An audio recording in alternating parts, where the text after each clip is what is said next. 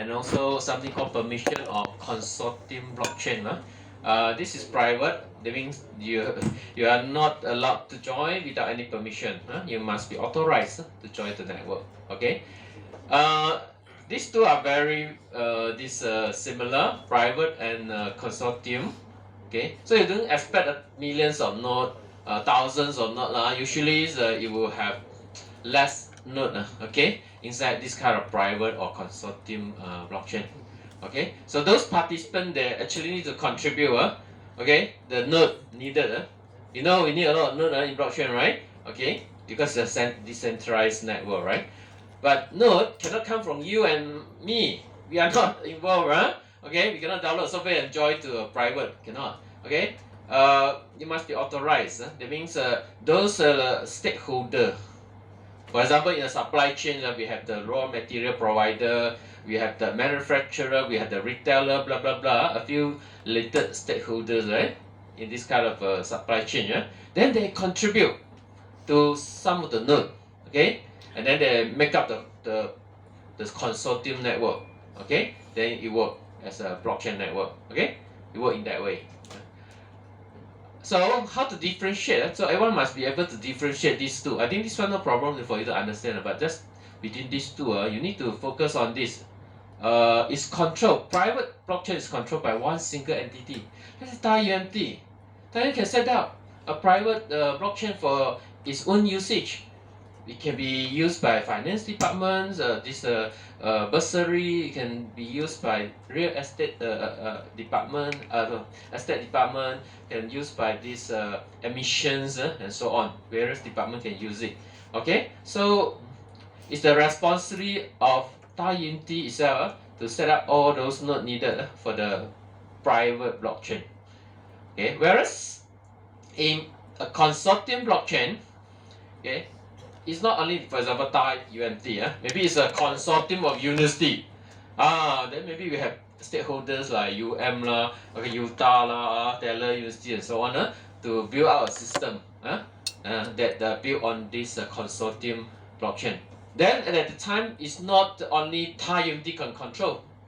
Others university like Utah and so on, they also can control and allow participant that they want to authorize to use. So this is different. Okay, so here is only controlled by one single entity, and consortium can be multiple. So consortium blockchains is very commonly used for supply chain scenario. Okay, supply chain scenario where you have multiple stakeholder involved. Remember this point. Okay. If the use case is only limited to your organization, maybe private consortium is a better choice lah. So why we want to have this kind of private or consortium blockchain? Because sometimes we don't want our applications transparent to the public. For public blockchain, usually you can see the content, right? Okay. So sometimes our transaction can be confidential. Okay, it depends on your application. It can be confidential, so you don't want everyone to see. So you use a private one. Of course, a private actually is not something that I encourage because it's not so decentralized. As compared to public. Public can have millions of nodes. Okay, supporting or running this network. Okay, it's very decentralized. But you go for private or consortium, you see managed by a few stakeholder, and then the number of nodes is not that many. It's not, in other words, it's not decentralized enough. Okay, so got pro and con okay, however they are fast private and consortium blockchain usually they are fast, very fast. Okay, but here like public blockchain like Bitcoins and so on is very slow. Can you imagine the transaction rate of Bitcoins? How many of you know? Okay, the transaction rate, how many transactions per second that Bitcoin network can handle? In 1 second, how many transactions? It can confirm okay? Roughly? Can I have a wild guess? 50? That one is for Ethereum. Ethereum. Bitcoin even lower. Okay? Even lower. 7 or 8. Okay? Around that. 7 or 8. Half of Ethereum. Okay? Do you think it's very fast? Like if you are using a credit card, you know credit card, right? Maybe you don't have it now. If you are using credit card to make transaction, pay, you can pay with, okay, touch, okay, you settle the transaction. You know, for let's say Mastercard, Visa card, the transactions will be in 1,000 unit, okay, 5,000, 6,000, 7,000, something like that. Okay, you will not be in 7 transaction. Okay, if you want to handle the transaction like Visa transaction, Master transaction, then your Bitcoin cannot handle. Okay, so it's very slow. Right. Okay, so remember everyone, okay, so our friend, where are you? Okay, just I mentioned 2, actually there are 3, there are 3. So these are some of the example, okay. Some public and some support this smart contract, this or logic oriented mean they support smart contract like Ethereum. That's why we study Ethereum. It's a public one, and also it supports smart contract. Then we can build a lot of applications. Okay, so we have a question for you. I remember previously, whether is blockchain just another database? The answer obviously is not, because one important thing is it can support smart contract, right? This is what we learn, okay? Not only storing record, and so on, right? It also supports something very important, something which is quite innovative. It's called smart contract. Okay. So with the support of smart contract, then it changed the applications of blockchain. Okay, so blockchain not only for transaction recording. Initially, yes and no. Is blockchain the first generation? I say, first generation is just for you to record transaction like Bitcoin. The fund transfer transaction, sender, recipient, the amount. Okay, all these transaction you record only. Okay, you cannot do anything else.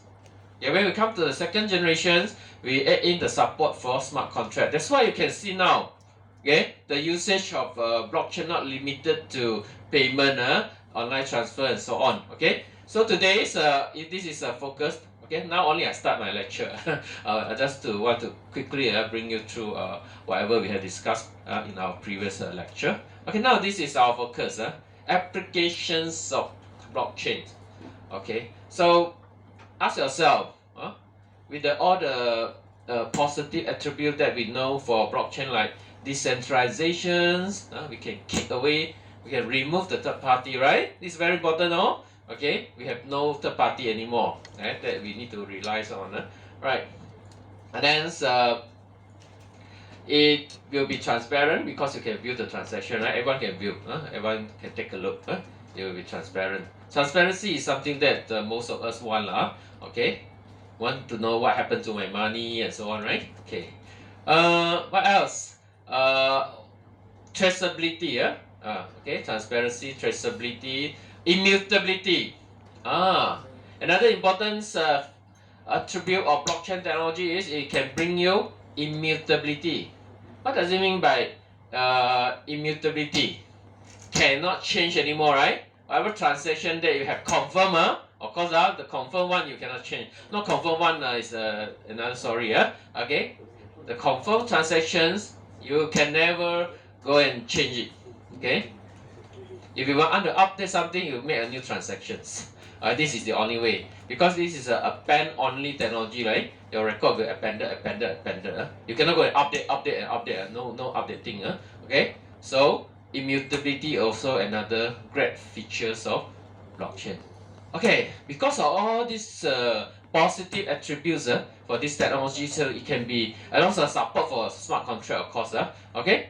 So make it very useful. It can be used for many applications. However,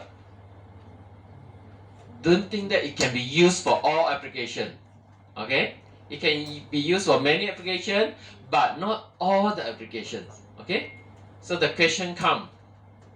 So what will be the application suitable to use blockchain, right? Okay, so you need to understand this, because in future, if you are working as a blockchain developer or blockchain consultant and so on, right? Okay, so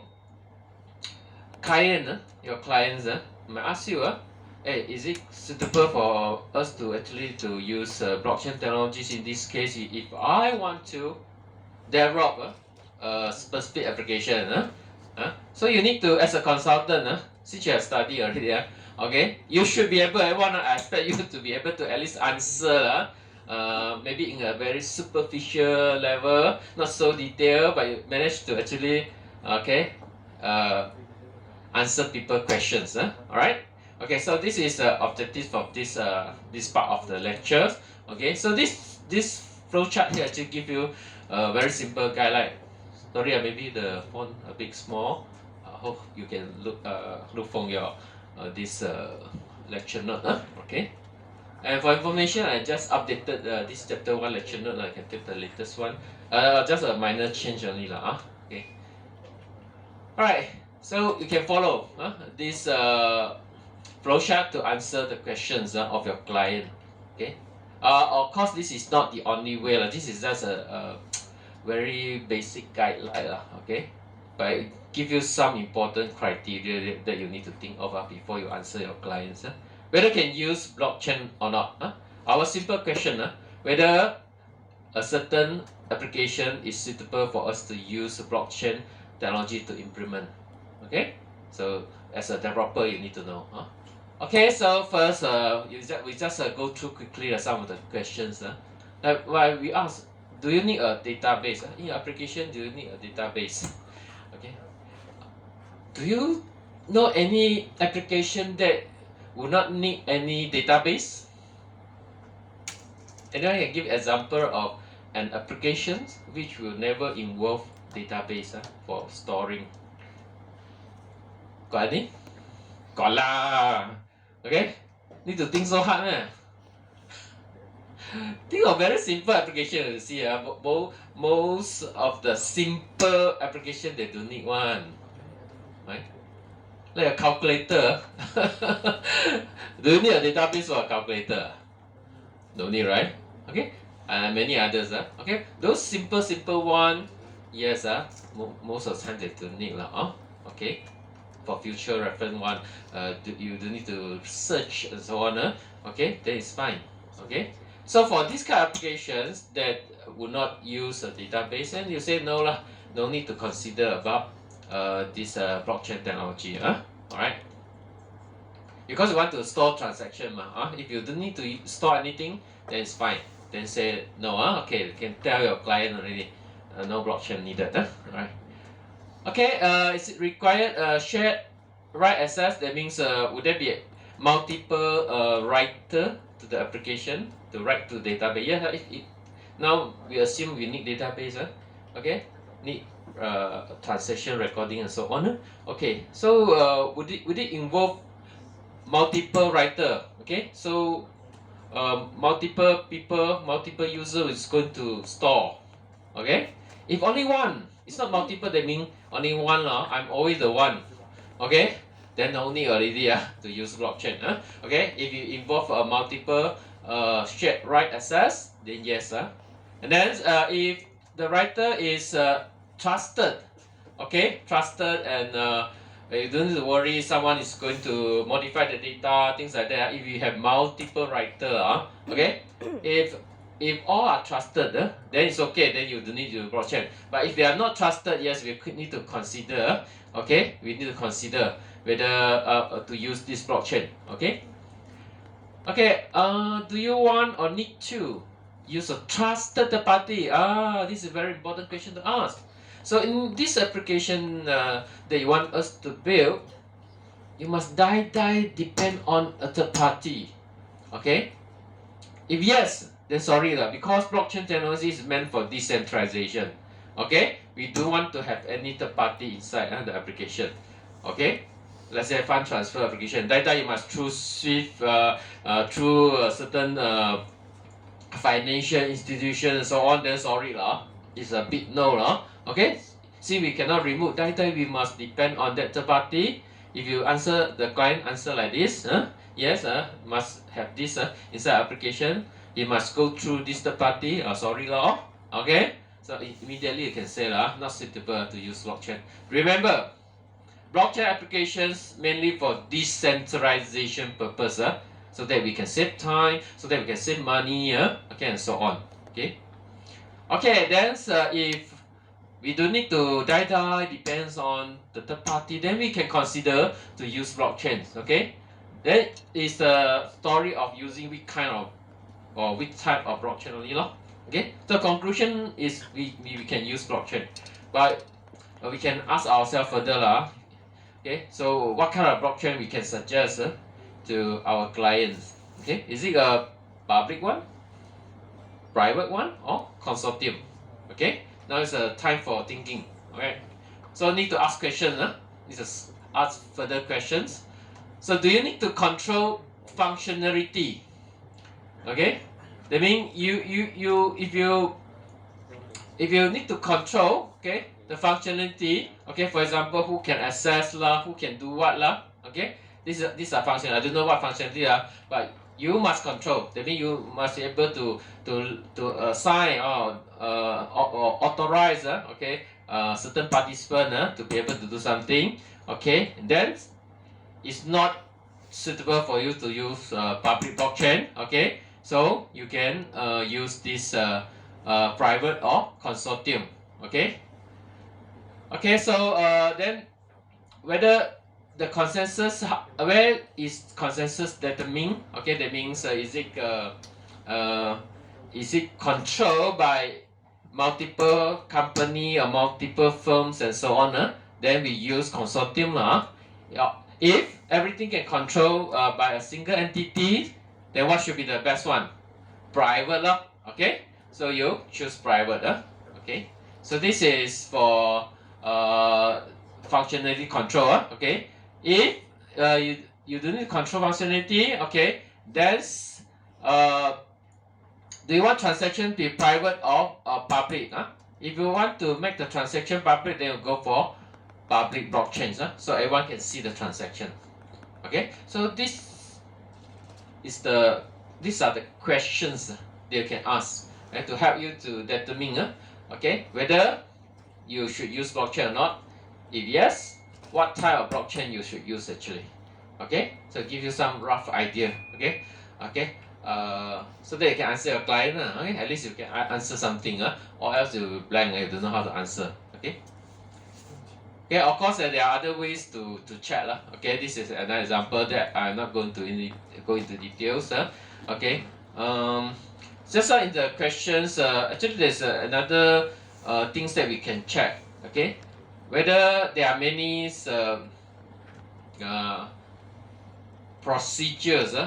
procedure or rules involved that can be automated.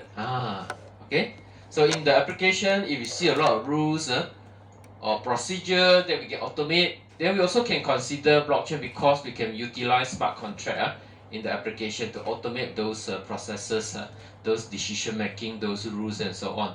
Okay, so basically this is considered in this one. Don't worry, I don't to memorize. Okay, so I'm just sharing with you some of the things that you need to think of before you say yes or no. Okay, to use blockchain. Okay. All right. So next, we're going to look at some example of blockchain technology applications. Okay, to what kind of application we can actually use blockchain. Okay. So with the support of smart contract, you can see now blockchains has been used in many sectors, different sectors, but still, financial sector is the most important one lah. The decentralized finance, the payments and so on. Okay, we make use of blockchain because it's secure. Okay, it's transparent, it's decentralized and so on. A lot of benefit of using blockchain in this area. Okay, of course, we also use for others area like government, healthcare, and so on. Okay, you can see blockchain not only limited to financial sectors, can be used for education sector, like the digital cert, okay, that you can check. You can actually let your potential employer to check whether your certificate is valid or not. Do you know we have this blockchain certificate for graduates from UMT? No, I show you. You don't have your certificate yet, but you can check whether your certificate issued by UMT is a fake one, a real one. Uh, let me see. I cannot remember the website. I think that time is DAUC. DAUC blockchain. I cannot remember the URL, but I can search. Certificate.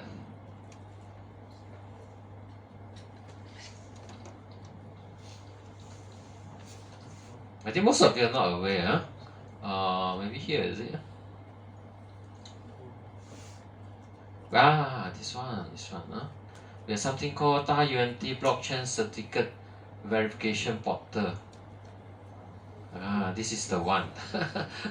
Do you aware of this verification portal? Okay, this is offered to those whoever want to verify your certificate issued by DAUNT, whether it's a fact one.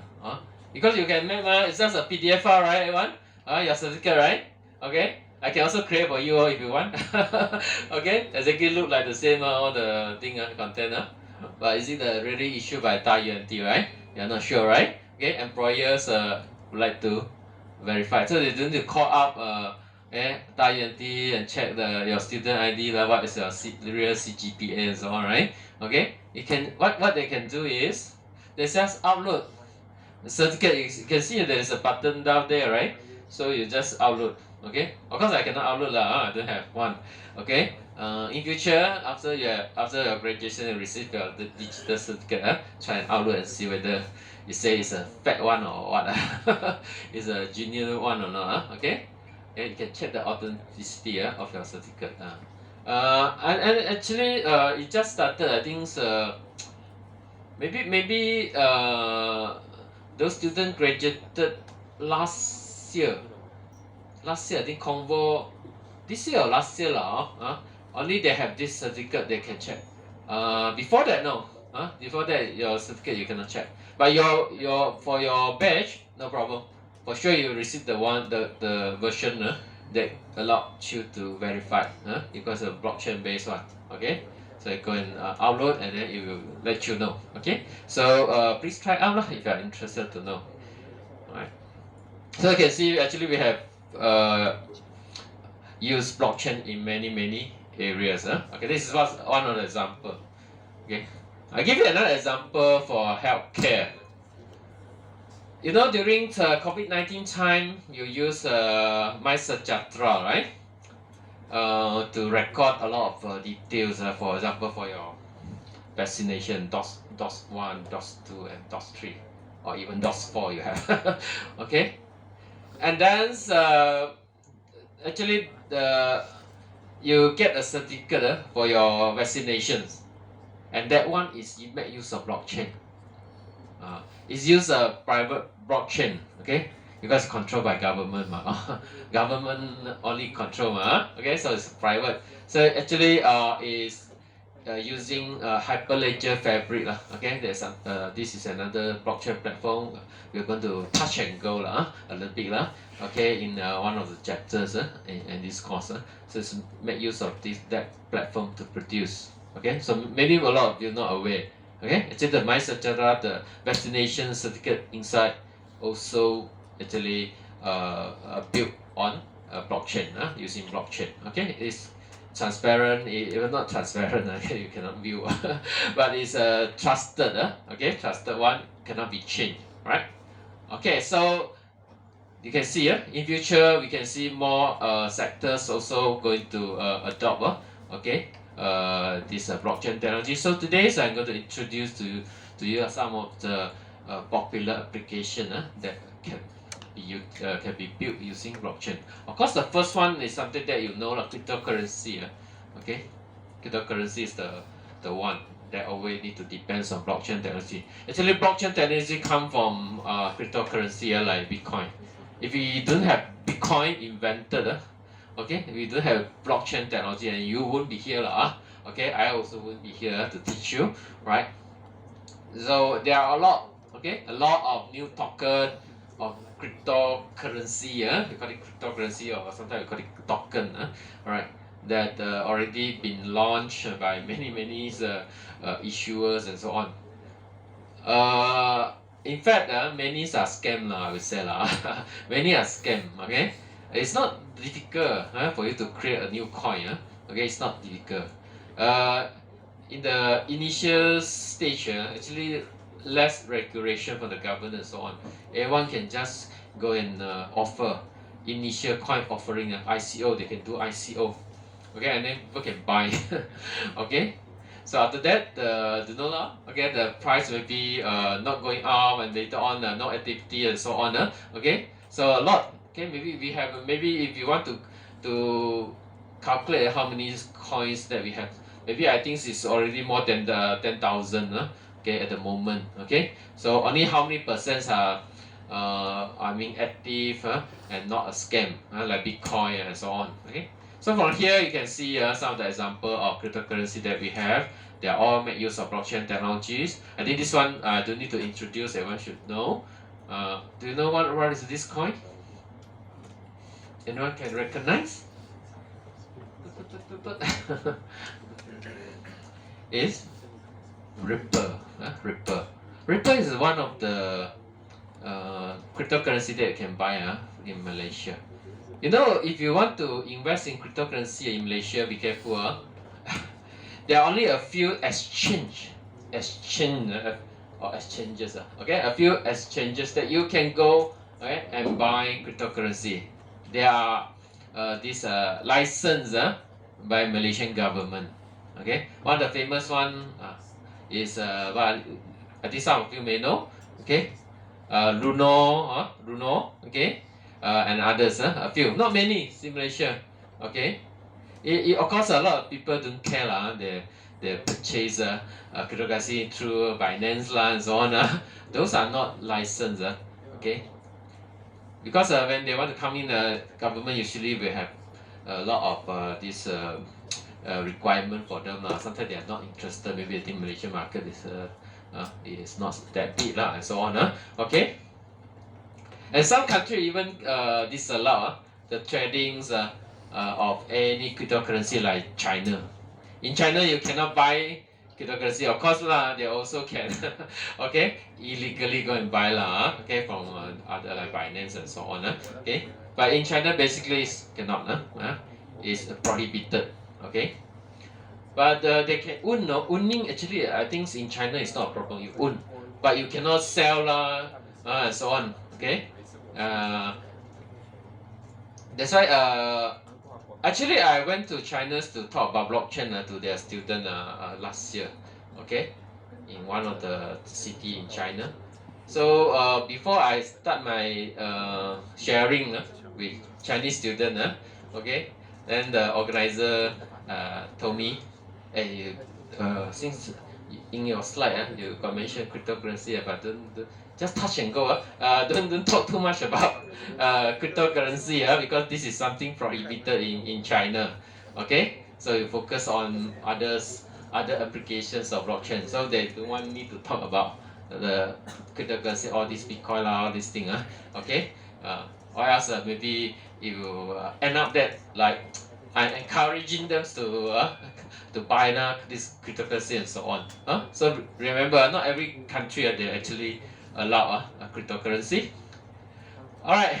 So apart from this is something you know, but I think this might not be the things that everyone know.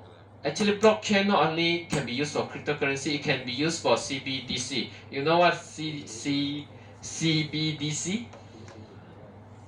Central Bank Digital Currency. Central Bank Digital Currency is issued by government.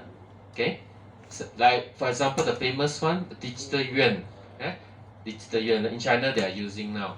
Okay, but for digital yuan, I don't think they use a special technology Okay, it's not pure blockchain technology.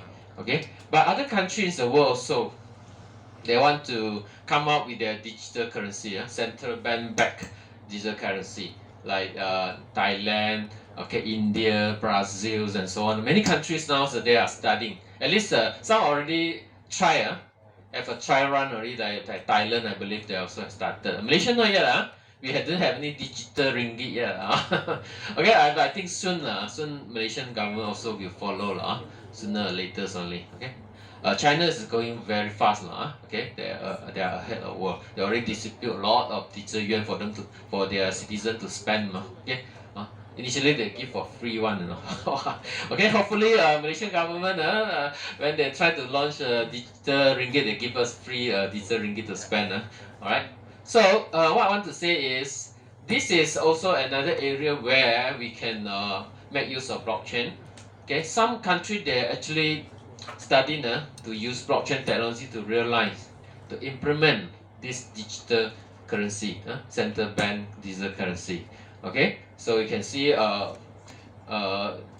blockchain can be used in this area. Even though like just now I said, digital yuan is not purely on blockchain technology, but however, think of the cross border transfer later on for digital yuan.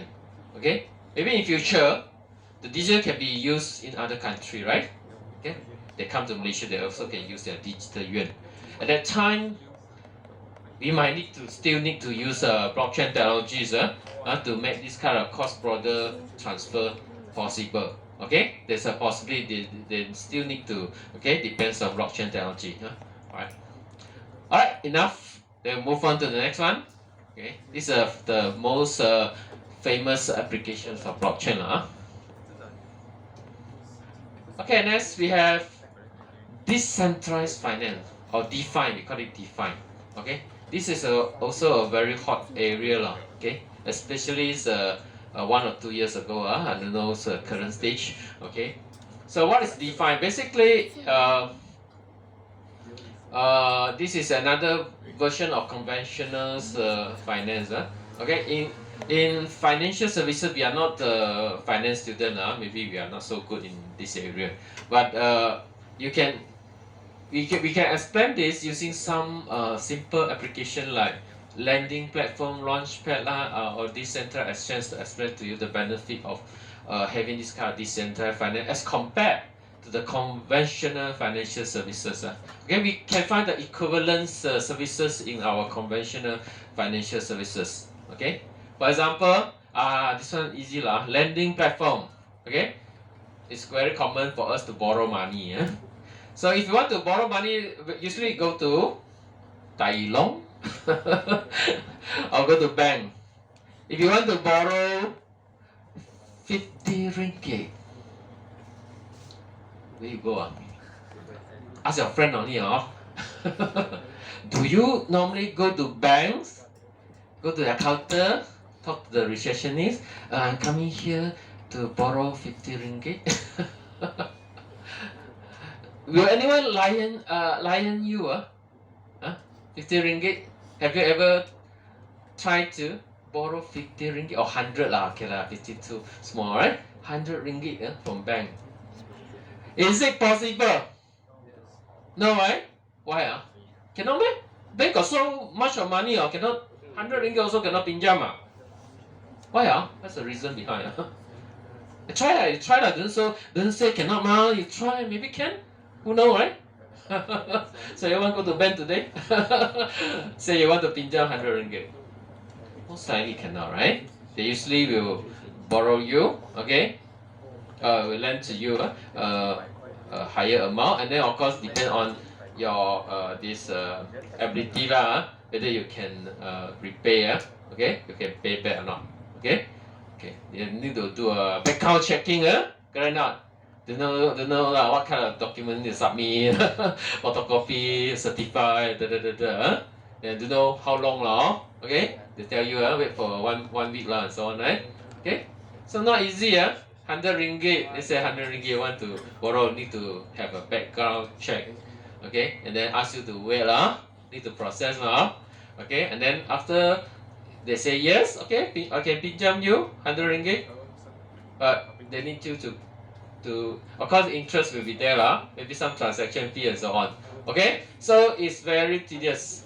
Okay, so in this kind of lending platform, then usually if this is a decentralized one, then I don't know, need to know who you are, okay, and so on, okay. And then if you want to borrow 100 token, okay, of course not ringgit lah. Here you cannot borrow ringgit. I'm talking about others digital assets like cryptocurrency and so on. Okay, you can actually borrow, okay, and then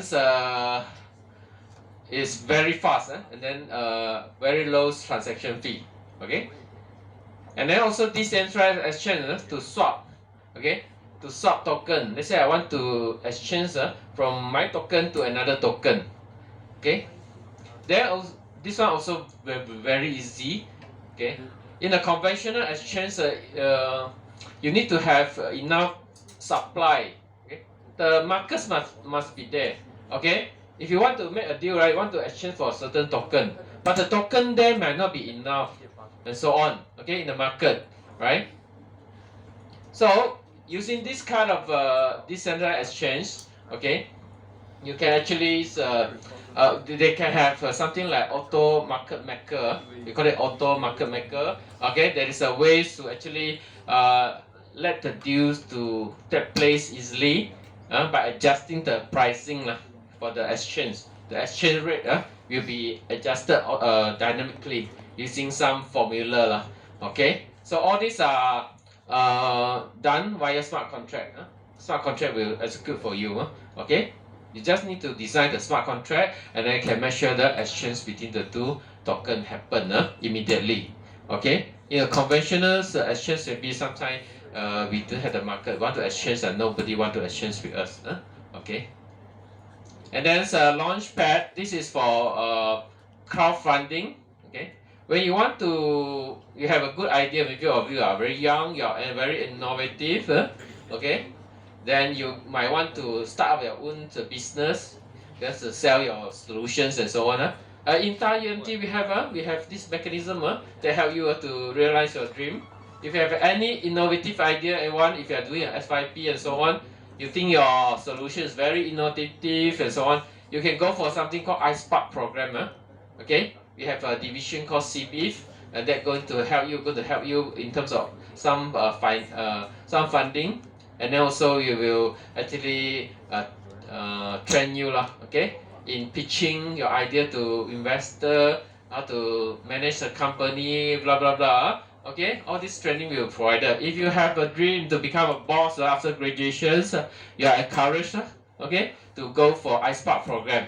Okay, so you can start with your FIP project title first, and then after you come up with something, you think this one can be commercialized. Then you join the iSpark program to proceed. Then that time, people will give you money okay, you have a chance to pitch to investor to get money. This is called you get funding okay. Another way is to get the funding from the public. You let people know your project, what you want to do, right? And then you try to get money, right? This is called crowdfunding. And crowdfunding also need to go through a lot of tedious procedures and so on, approvals and so on, not easy. Okay, so in DeFi, we have an equivalence, this platform called Launchpad that you can use for this purpose. Okay, so you can actually, what you can do is, instead of the conventional crowdfunding process, you create a token. Create some kind of token, and then this token you can offer to the public. They purchase, they can spend money and purchase, then they have a share on your project. They become your shareholder So you can open to anyone from the world, to US investor, Japanese investor, Chinese investor, and so on. Not only to a small a group of investor in Malaysia and so on. So everyone can buy your token. Then you get the money okay. And then of course, if your project is going well, okay, then of course more people need to buy your token, maybe to use your applications and so on, and your tokens is highly in demand, and then the token on your price will be increased. Okay, and then the initial investor will get a higher return because they are the first one to buy. Usually, initially it's very cheap, right? The token price is very low. Okay, So the initial investor can actually buy a lot, and then after the price go up, they can get a very good return. This is how they do the investment, and this is how you get their money, how you do the crowdfunding. So through this kind of defined platform called Launchpad. Okay. Of course, in Malaysia is highly regulated, but in other countries, like US, they can do this. All right. All right. So everyone, so this is about DeFi, and of course, I'm not expert in finance, I cannot share with you a lot of ways to earn money using DeFi. If you are very interested to earn money through DeFi, you can actually read some book related to DeFi. Actually, a lot of interesting story how to make money from there. You can do stacking. You can put some collateral, okay, pajakan, okay, to some platform and then earn passive money and so on. Okay, there are many ways, okay, which I'm not able because I'm not good in finance. If you are really interested, you go and buy a book. I think good for investment, if you are interested. Okay, study about finance and what are the opportunity out there for you to make money. Okay, but you need to study a lot, okay, before you have enough confidence to enter. All right, next.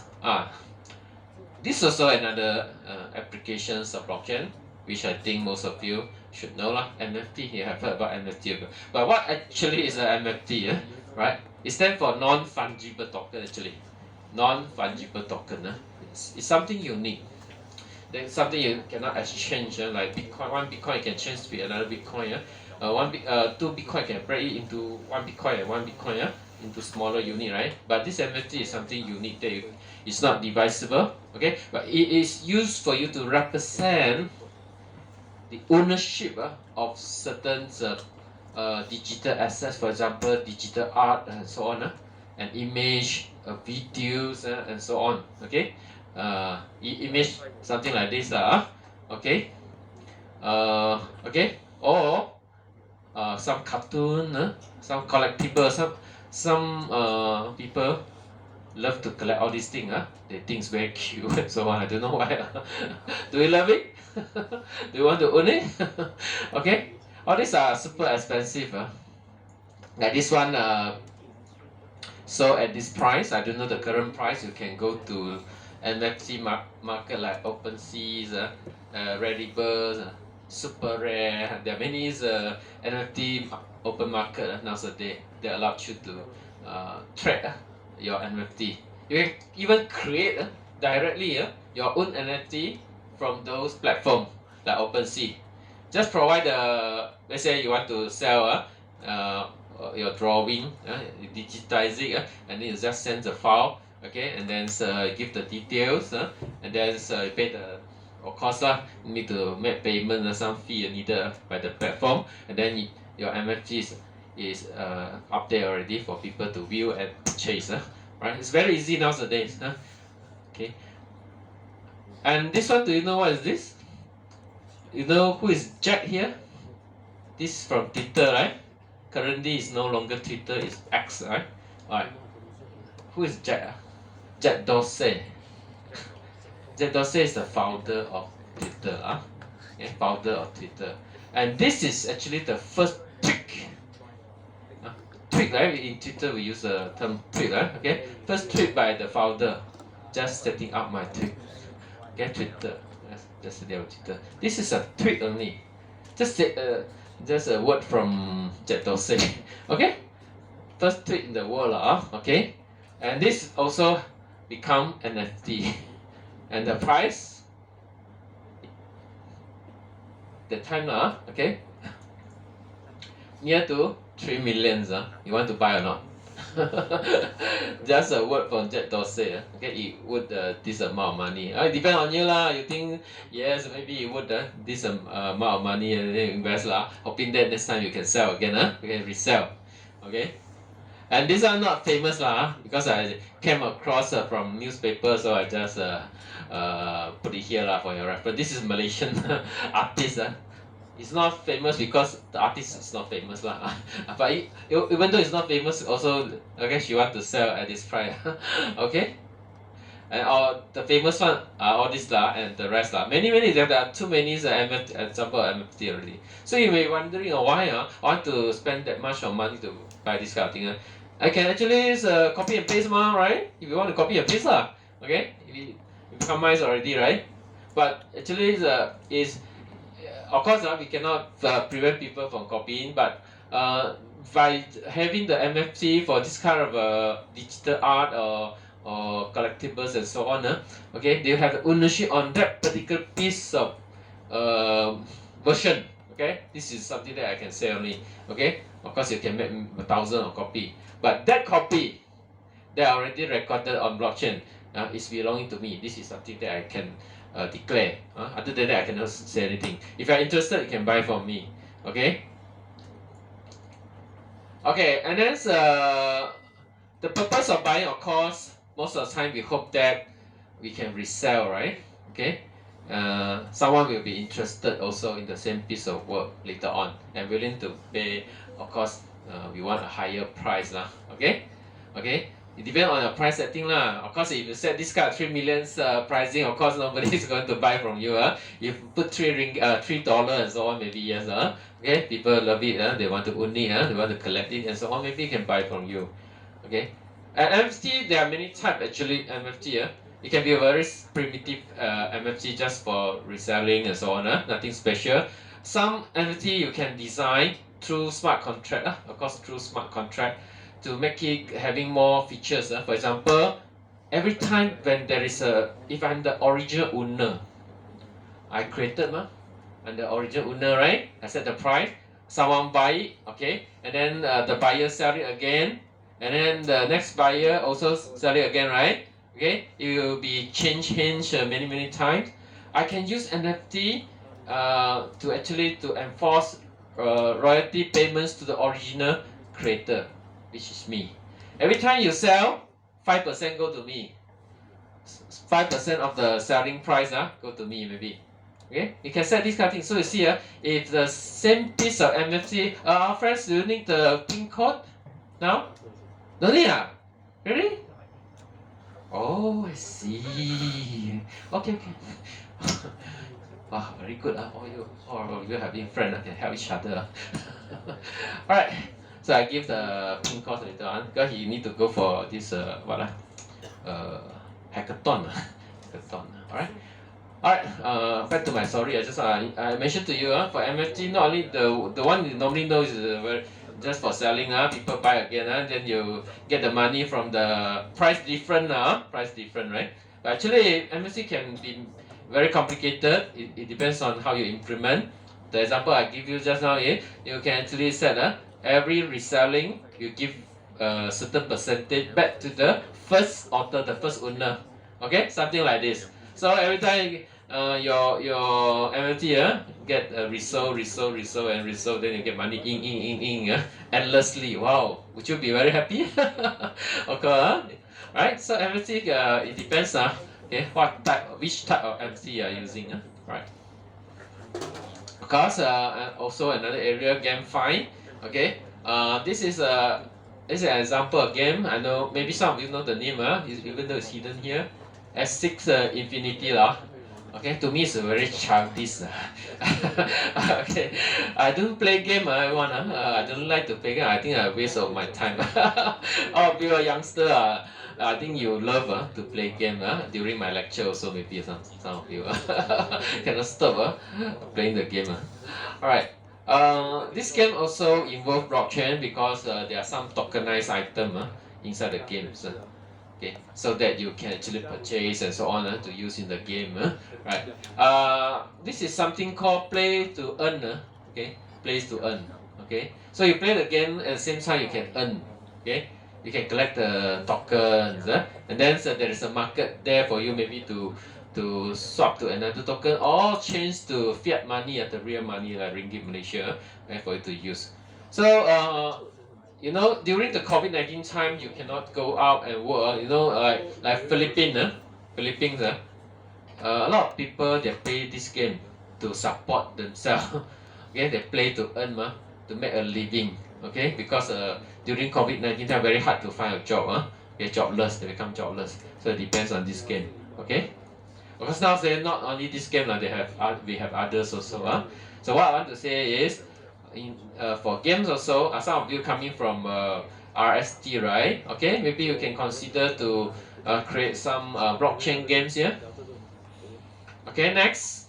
Okay, I want to introduce as many applications as possible to you, so that you will know that, hey, yeah, blockchain actually not limited to this payment like Bitcoin. Yeah, I want to clear your mind. It can be utilized for many things in different sectors. Now we come to the real estate. Okay, you know what's real estate, right? Property lah. Okay, I don't think you own any property right now, but you should actually, after your graduate, I will encourage you to invest in a property lah, so that you need to pay monthly installment, so you won't waste your money in other areas. Okay, when my son's old enough to own a property or to buy a property, I quickly encourage him to do so. Right. Okay. So here, for real estate, we can do real estate tokenization. I'll explain what is this real estate tokenization. Right. So I want to ask a question. Do you think how prices in Malaysia, property prices in Malaysia is considered super high, just nice, or below average? What do you think? Do you have any idea? In Malaysia now? Would it be any property bubble? No, not so high I would say. Okay, maybe you're not aware of the price. Okay, typical condominium up there, the new one, 900 square feet lah. Now it's not the low cost one, of course. It's already 600,000 or something like that. 600,000, 500,000 and above. Okay, some good one can go up to million. Okay, this is a pricing in Malaysia but in China it's different. Last time China, okay, the price that you purchase, the house that you purchased maybe 10 years ago, it can double or triple. Double or triple is very common in China, you know. Okay, double and triple is very common in China. Last time okay, these few years no good. The property market in China is no good. But before that, 10 years ago, okay, really, if you in Malaysia you want to double also susah already, because our population is very small, very small, no support, right? But China, wow, okay, a lot of people, they need a house. In China, maybe you're not sure, if you want to marry, be a man in China is very susah one.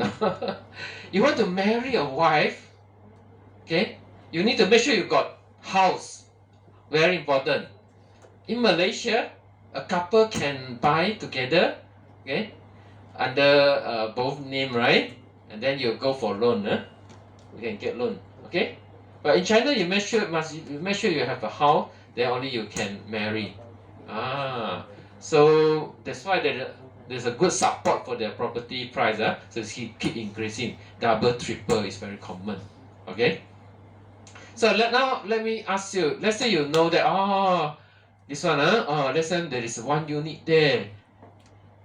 Okay, you hear say okay, that new launch, that condominium in 2 years time, if the price will double. The price will double. But now that small unit, the selling price is 2 million renminbi. In this case, China, okay? 2 million renminbi. Wow! But you know, it's going to double. 2 million become 4 million. 2 years only. Highly probable. Do you want to invest or not? You want? 2 million renminbi become 4 million renminbi. Everyone, right? But the problem you don't have money. This is the problem, right? Okay. So here comes the concept of real estate tokenization. Okay. So what we can do is we actually partition, not to say partition, to break the condominium, the unit, into several smaller portions. And then each portion will be tokenized, will be represented by a token. Okay? So if I buy one token, that means I will own one portion of the unit. Let's say I make it into 20 pieces. 20 pieces, the unit just now to 2 million one. So one token cost how much? 2 million. One token become 20 pieces. Hey, easy mathematics lah. So now I can sell token to represent the ownership of a small portion of the condominium. So 22 million, I break it into 20 pieces. So one pieces need how much? Calculator, please. 20k? Correct or not? Is it 20k? 200k? 200k, yeah? Or 100k? 100k, yeah? Correct, huh? So, as compared to the original 2 million now, it become more affordable. Correct or not? More affordable. Then you can just choose to purchase that token. One token enough. Okay? But it still gives you a very good return.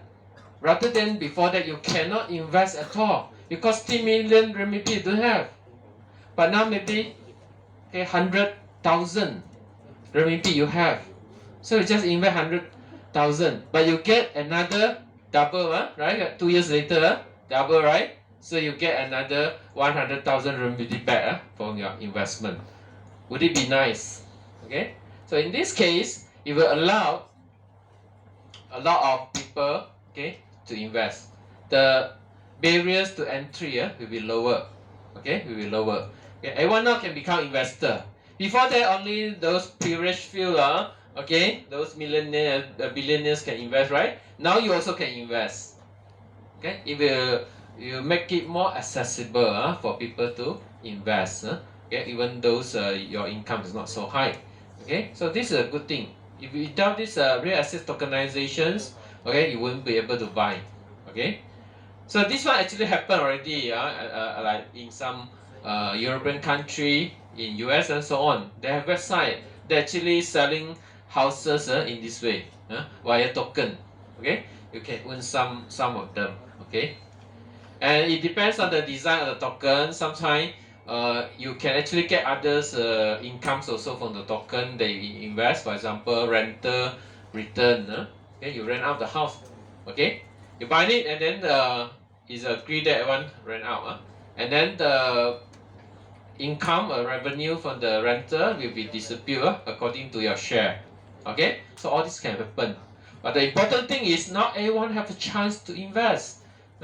Because now you don't need to buy the whole unit. Buy your whole unit means totally no, right? No chance to take some this benefit from the investment. Okay, so this is the beauty of real estate tokenization.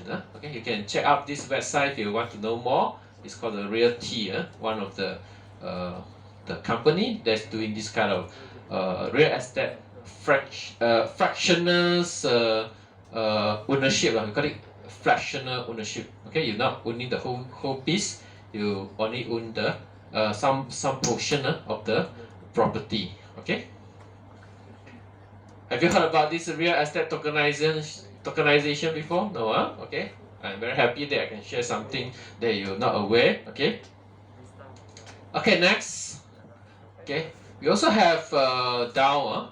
Okay, this one make use of heavy use of smart contract to realize something called decentralized autonomous organizations.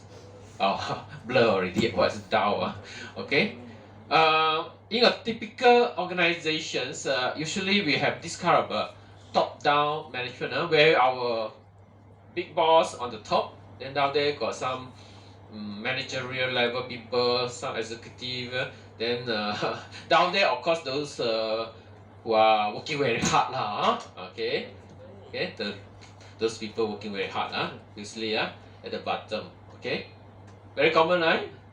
Okay, don't tell me the CEO is the one lowest, no, there will be this kind of organization, right? Okay, it seems like good, but there will be some problem with this kind of top-down management, especially on the decision-making part. It take time. You want to do something, you need to get approval from upper layer, then that layer will go out again until the top, right? And then like president or the president, okay, say yes, only come down, and then only we can execute and so on. And the decision makings can depend on the person, right? I don't know how he or she actually made the decisions. Some bias might be there.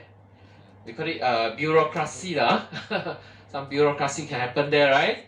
It's something good, but rejected. A lot of problem, okay? Then you will feel once you enter a company, then you will know okay, the downside of this kind of structure. Okay, how to solve this problem? Some people having ideas of using smart contract. Now we have smart contract, in blockchain 2.0 we have smart contract. They utilize this to make this top-down management become a different thing, something like this. Okay, we have this kind of structure. Okay, decentralized autonomous organizations. Okay, so we will create smart contract to implement all the operation, all the procedures, or the rules that usually happens in an organizations. So I don't ask my boss to make decisions. Okay, with the provided input, that will be the output based on what had been agreed in the smart contract, the program that you have written. Okay, of course this is complicated there are so many possibilities, so many scenarios. So you need to create a smart contract for that to tell clearly everyone. Because the smart contract is inside blockchain and you can see the smart contract, you can know what are the logic inside, how for example, the decision making process will happen and so on. It all depends on your code, right? You follow the code. Machine only execute your smart contract, right? Okay, so when the input situations like this, the decision should be like this, very fast. Fit in and then come out already. You don't need to type letter or email your boss up there and then wait for him, okay? He will do the decision after playing golf and so on, okay? So everything can be done quickly. And you will know yes or no, you can predict already. Because the smart contract already tell you, if the situation is like this, those are input. Then you know, okay? You got a program determining the final decision. There's yes, go ahead. No, cannot do it. Okay? The decision you can already know already.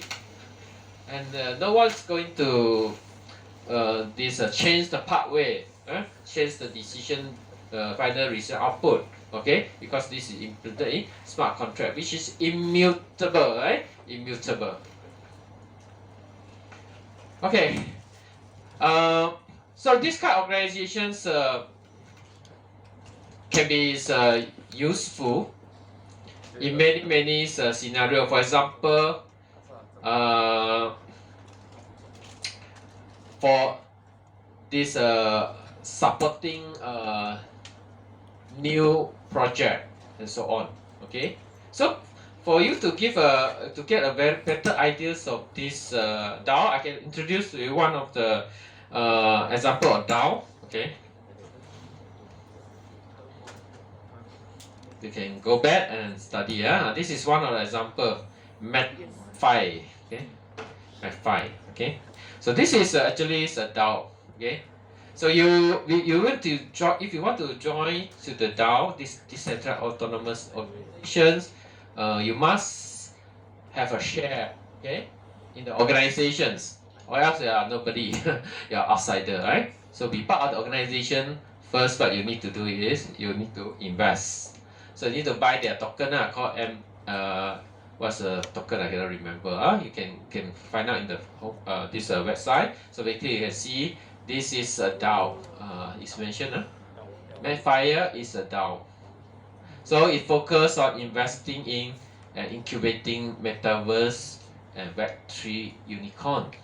So if you want to join this DAO, okay, you buy the token, okay, and then you can actually, if sometimes they need some voting on certain thing, okay, then you can vote, okay, and then you can make the decisions also, okay, you can participate in the decision making, okay, and then the investment, then the distributions of return, if you invest via this DAO, okay, of course you get return, then after return will be distributed according whatever already programmed, whatever already inside a smart contract, we will distribute accordingly to all the shareholder according to certain rules okay. So all these thing is automated, okay. You don't need to refer to any organization, you cannot find any office okay. Here you cannot find the physical locations of the organizations, okay.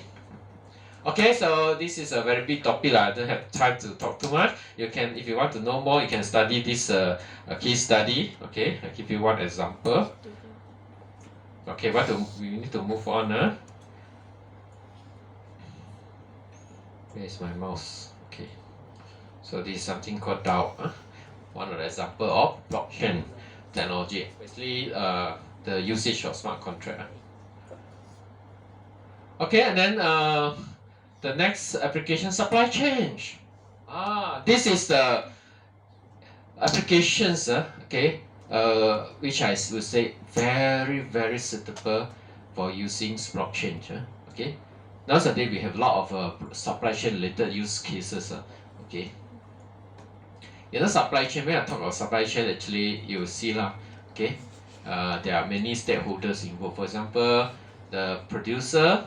For example, producer of vegetables, like farmer, vegetable in this Cameron Highlands and so on. Okay, and then they need transporter to bring all their harvested vegetable, go down the hill, and then go to maybe processor, some simple processing, I don't know. Again, then later go to distributor. Distributor will use as transporter again to send to retailer like Eon Big, Lotus and so on. All these are retailer. And then finally, it will come to you You will be the last one, consumer.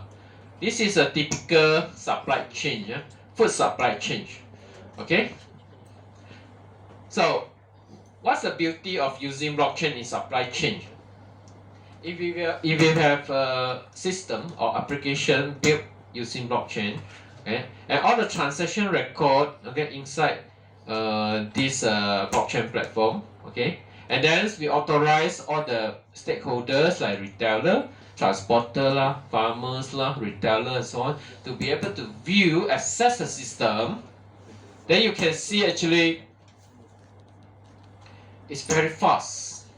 If every individual in this supply chain make use of their own system, you can imagine. If a retailer use their own system, a transporter use their own system, they are not referring to a single blockchain-based system. Then when something happen, you want to trace something, it's very difficult. Okay, it's not in one platform, right? Correct or not? It will take time. Okay, so for example, we have this case. Okay. We're showcasing the benefit of using blockchain in supply chain. This is Walmart. Do you know Walmart? It's a very, very famous hypermarket in US. In Malaysia, no Last time in China also, but already withdrawn from China. Okay, so it's a very big one. So in this article, you can see Walmart managed to stop the spread of this disease, this bacteria, E. coli, causing problem to you. Okay, so because E. coli found inside lettuce. You know what is lettuce? Okay, a vegetable lettuce. Okay, so when this happened, they managed to stop the disease because they can pinpoint. They can find out immediately where is the problem. Okay, during the processing and so on, they can find why. Because they are using blockchain-based supply chain management system.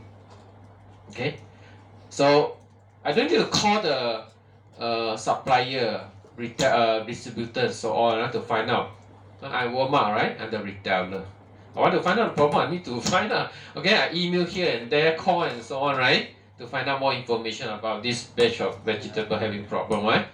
So how to trace, okay, or what has been done to the vegetable along the supply chain. If I in a conventional way, wow, it's going to take days. Call here and there. You call the person just sorry up for lunch. Okay, wait for 3 hours and so on. And then talk, still do not understand the problem. Check the internal system. It's very time consuming. So if you have a blockchain based platform, okay, then everyone can go and access, and then we can trust the system. The important thing is to trust system, because to come up with a centralized system everyone can access is an easy job, right? But the one that you can trust, we know that all the transaction happen cannot be changed. We can trust all the transaction. Okay, that's the preferred one. That's why we use blockchain based, okay, management system. Okay, so if we manage to, Walmart managed to actually find out the problem in a few minutes. Okay, I cannot remember the content, but I can take a look. Very fast, super fast. Got problem? Go to the system and check. No, this is where's the problem. Okay, and then apart from that, there are a lot of other things that we can do. For example, if you want to penalize someone because of the mistake by someone, for example, transporter. You know, for some vegetable, we need a special truck to bring the vegetable to the distributor and so on. They must keep the temperature inside, maybe around 16 degree, or 15 degree cooler, cooler conditions, because it need to travel 3 hours, 4 hours. From Cameron Highland to JB, how long? At least 6 hour. Okay, Cameron Highland to JB, Johor Bahru, okay, 6 or 7 hours. You want to keep inside the truck like this. Okay, reach the destination. You can imagine the condition of your vegetable, right?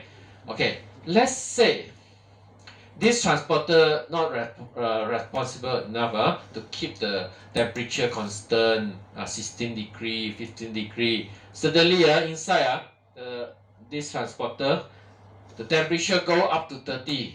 Can happen, like Malaysia now, we are facing the heat wave. Okay, inside, if it's broken, the system broken, then the transporter, the temperature inside can easily go to 30 degree, no problem. So you affect the quality of the vegetable. So in this kind of case, what you can do, when you are the retailer, hey, you give me this kind of vegetable, then you want to sue the transporter, right? Ask for compensation, right? I cannot sell anymore, right? Okay, so we can actually automate all this process of compensations. If you want to penalize the transporter, we can do so immediately. Okay, we can integrate with IoT devices to detect the temperature. Once the temperature reach 30, penalize straight away. Okay, can I? Very easy job. Don't need to contact anyone. Don't need to call the company or email, the legal action and so on. Don't need, totally don't need. Okay, because already automated. It's agrees this process, agrees procedures and so on. Okay, so everyone agree, and then it will get enforced automatically because we use smart contract. Okay, we use smart contract. Okay, so we can see blockchain can be used in supply chain use case. I have a FIP project. Okay, maybe I'm not yet confirmed, but it will be related to this traceability inside this manufacturing environment in a plant for a supplement. Okay, so this is also maybe some of the students here contact me, and maybe I can introduce this project to you if you are interested. Okay, if not industrial project, maybe can be a title or FIP lah. Okay, next.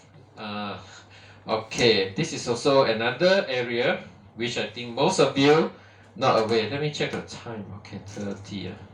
It's fine. This is my last. Okay, then I can take some time to discuss. Feel free to go to toilet anytime. Alright, so I will make this as the last example of applications that can make use of blockchain. Okay, so far you have gone through a few. Okay, maybe some of them you are not aware, some of them you are aware. Another one I don't think you're aware. This is not something very new, but something very interesting, and I also love this area. It's called the identity management or self-sovereign identity. Okay, I think some of you sitting here, you are involved also in this project. Okay, let me explain how we use blockchain in this case. And before that, of course, we want to understand what is the problem, okay, that we are going to tackle. It's related to identity. Okay. Okay. Let me start in this way. Let's say identity means something related to you lah. Okay, it can be your name lah, can be your anything lah, what you have and so on. Okay, what you possess. For example, you have a driving license. Okay, it can describe you also. Okay, as an identity. Okay, you have a bachelor degree in cyber security, for example. Okay, you have a degree issued by Thai UMT. All this is about you, right? Okay, so normally you want to prove all these things to someone and let them believe like, yeah, you are Thai UMT student. Oh, you have a driving license. Oh, you have a piano cert in level 1. Let's say taekwondo, black belt, and so on, right? This is all something about you. Of course, not everything people need lah. It depends on what you want to do. For example, after graduation, you want to find a job, right? Of course, they need some education background about you, right? Correct or not? From which university, what the specialization, what's the CGPA, all these things they need to know, right? Okay. Of course, you can, in a usual way, conventional way, that you upload PDF file for your certificate and so on to them, right? To find out, okay, all this information because you want to apply for a job. Correct or not? You need to provide, no choice, you need to provide. So you provide. You can photocopy, scan, turn it into PDF and then send. Okay. So the company, how they are going to trust you that all this credential provided by you is a correct one or fact one. Maybe you answer me. Just now Dr. Wong introduced Thai UMT certification verification certificate verification portal, right? Yeah, you use that one lah. You upload my certificate, you know is it real or not, right? This is one of the way lah. But it's tedious. It can be tedious, because I need to do this. I need to take your file, search your file in your email attachment, and then I need to upload and so on. Go to that website and upload, right? And then I can verify, right? Okay. So actually there is another better way of doing, which is using this self-sovereign identity. Okay. I give you the scenario. Actually, you can try out. We don't have time to try all this because this one requires you to download a mobile app. There are two latest website that you can go and try out. Okay, promise me to go and try. You will actually broaden your knowledge. Okay, then you get to know. Oh, actually in this world got such a thing. Okay, in the future, our lives might be like this. Of course, this is not yet very common, but it's something in future. Okay, go and try. I give you the link already. You can try this one. Very interesting demo by Animo. Okay, I just verbally tell you the scenario, then you can imagine. Okay, so we're talking about looking for a job. Maybe still early for you, but very soon I believe time is passing very fast Believe me, most of you are going to work very soon. You need to look for a company. Okay, so when you look for a company, normally we will go to their website. Okay, they will have one portal for us to key in our information for application, right? We click the apply button. So they want us to key in what? Name, what else? Gender, date of birth, right? IC number, I don't know. Okay, emails, okay, address, okay, and then need you to attach a lot of things, okay, right. So this is very tedious. Imagine if you want to apply for 10 company enough, or you try 10 or more than 10. You're looking for a job, right? Okay, let's say 10 lah, quite reasonable lah. So if all 10 company require you to key in, wow, very tiring, right? Correct, no? Repeat the same thing, right? So here, the idea of this self-sovereign identity or SSI is you will get credential from issuer first. For example, TAUNT can be issuer using this system. So you issue a credential to you. So you're going to hold your credential in your wallet. It's called identity wallet. It's inside your handphone. Okay? It's an app lah, normal app. It's not e-wallet that keep your cryptocurrency or money. It's an identity wallet that keep your credential. So after graduation, TAUNT can send one credential about your degree. Okay, so inside got your CGPA, your specialization, your graduation date, okay, and of course you can get other credential from others issuer like Jabatan Pendaftaran Negara if they want Jabatan Pendaftaran Negara who issue your IC, right? Then you get IC. So whatever information about IC inside your wallet already as one of the credential, and your driving license also can issue by JPJ, right? Then inside your wallet. Okay, so whatever like just on the vaccinations certificate also can go inside as a certificate as long as they make use of this SSI, give you the correct format of credential. You have all you keep it lah. Now come to the time you want to apply for a job, then story change already. You don't need to key in. So what you need to do is you take up your wallet and then you go to the company website that you want to apply for a job. They will prepare one QR code for you to scan. So you make connection first. Then after that, you just click the next button, proceed to apply job. Proceed to apply. Their website will have one button. So proceed to apply. Then, Kautiam, you finish your application. Yes, I'm telling you the truth. Just now you type in your name upload digital file, right? PDF and so on, right? Long process, Now only 2 steps. Scan the QR code, so you connect to the company. Company know you, they verify who you are. Okay, and then next you click the application button. Of course, company need a lot of information for you. You don't think I click they finish? Actually, the information exchange already completed via this SSI. Where the data that needed by the company, you pass to the company, to the website, to your wallet, the wallet handler. So you get the CGPA, get the graduation date, get your specialization, get your university name, all send. Okay, of course, we ask you to approve first because you control Now the data in your hand okay, you control, you approve, then you count them. Okay, you don't have to key in Okay, so do you want this to happen in future? If you go to other places also, okay, they usually need you to key a lot of things to prove yourself. Okay, then you need to key in a lot of information. Okay, if this kind of situation happen, this SSI will help you. So very easy, whatever things can be done.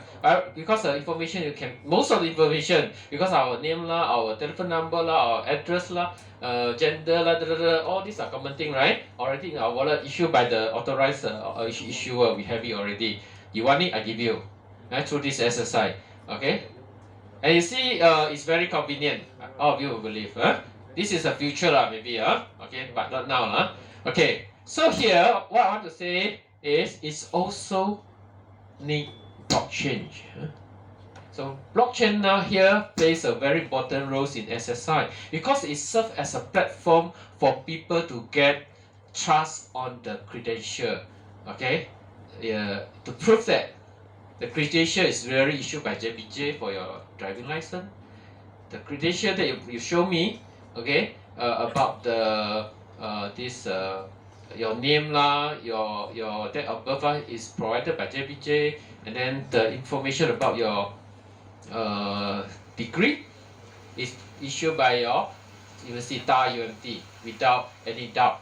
Okay, so here when the verifier like the company you applied to they only go to blockchain, okay, because blockchain there we leave a cryptographic proof on the credential issue to you. Okay, verifier look for blockchain. Verifier, which is company you apply to, will not call UMT. Will not call UMT to verify. No need. Okay. Even UMT closed down in 10 years later. That's a sword. Okay. Let's say UMT no longer there.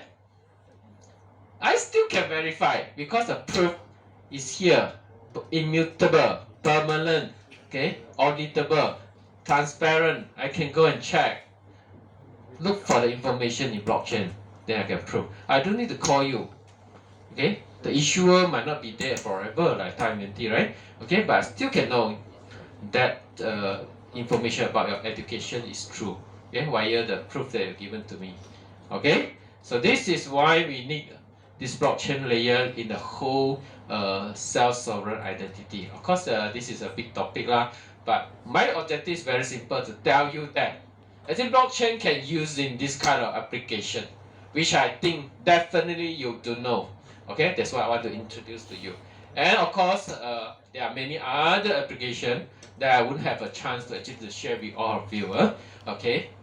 Of course, many are very interesting also. Okay, but you can explore on your own. And also for information, I invited lecturers from Thailand, okay, to join us online for 1 hour in this coming 15 March. Correct? 15 March is Friday. Correct? 15, not next week. The week after next week. So he's going to share with you further applications of blockchain. But I asked him to talk more on the use case in Thailand. Okay, so that time I hope you can learn more applications of blockchain. Okay, in Thailand maybe I don't know. I also very keen to know what kind of special use case that can be there in Thailand. Okay, so this one I send out more details. This is online one. It cannot be physically here. Thailand, we are ahead of Thailand 1 hour, so he need to wake up early at 8 a.m. I will start the sharing. This is a guest lecture, consider. So we start from 9. Our class is until 10, right? So 9 to 10, I will locate the time for him to talk, to share with you. So you all look at the screen. Okay. 8 a.m. him to wake up very early. Okay, because Thailand, our Malaysian time 9 a.m. Thailand time 8 a.m. Maybe some of you don't know. Okay, so you join us very early. So my humble request to all of you, please make sure all turn up. Ask your friend, way Ponteng class one, come also. Okay, show face and so on. Because I want to show him your face also. Okay, come. Alright. Okay, so apart from that, we also have others. So I'm not going to talk about all. Actually, many and many. This is not an exhaustive list. many. Okay, so it's very useful. Alright. So our key takeaway today is okay. All these are key takeaways. Okay, so read. I don't want to repeat. Okay, so today's we learned that blockchain not only utilized for fund transfer, cryptocurrency, it can be applied to many different usage. Okay, so I'm going to end my class today. I'll give you the pin code later, but before that, let me ask all of you, anyone have any questions? Feel free to ask. No? Yes, this side? Any questions here? And over there? No, Alright, so let's briefly brief you about the things we're going to do next week. So next week we're going to start another new chapter. We'll talk about technologies underlying blockchain. Okay, that's very important to make this blockchain to work. Without all this technology, it is very hard for us to have blockchain. It can be very primitive technologies that we are going to discuss, but it's very important for you to understand uh, all these technologies because you see a lot of questions also maybe in your exam and so on. So technologies that support blockchain is very important for you to understand properly. Okay. All right. Okay, so I think it's good enough for today. So I'm going to give you your PIN code.